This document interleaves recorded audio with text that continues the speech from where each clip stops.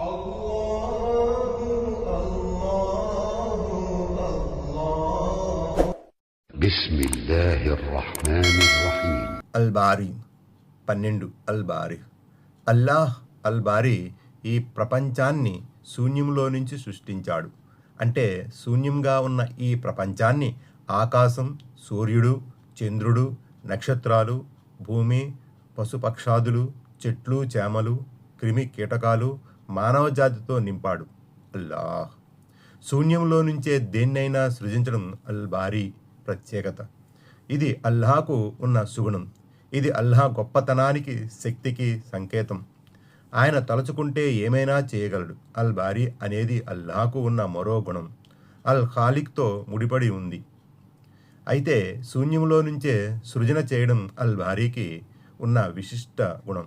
ఇంకా నిర్జీవం నుంచి జీవం గలదాన్ని ఆయనే సృజించాడు. పశువులు, వృక్షాలు మొదలైనవి జీవమున్న సృష్టితాలు. అల్లాహ్ ఆదం అలైహిస్సలాం మట్టితో సృజించాడు. అవ్వాహ్ అలైహిస్సలాం ఆదం అలైహిస్సలాం ప్రక్కటెముకటి నుండి సృష్టించాడు. ఈసా అలైహిస్సలాంను పురుష స్పర్శ లేకుండానే మరియం అలైహిస్సలాం ద్వారా సృజించాడు. దీన్ని బట్టి అల్లాహ్ తాను తలుచుకుంటే ఏమైనా చేయగలడనేది స్పష్టమవుతుంది.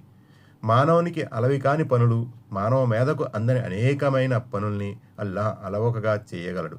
అందంగా సృజించడమే కాకుండా ప్రతి వస్తువుకు ఒక నిర్దిష్ట జీవిత కాలాన్ని కూడా నిర్ణయించాడు.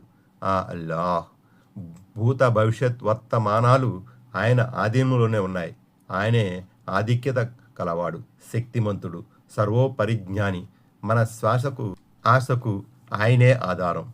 మన జాతకానికి, జీవనానికి, చావు పుట్టుకలకు ఆయనే నిర్ణయాధికారి. మరణించిన ప్రతి మానవుణ్ణి మళ్ళీ లేపి లెక్క అడిగేది ఆయనే.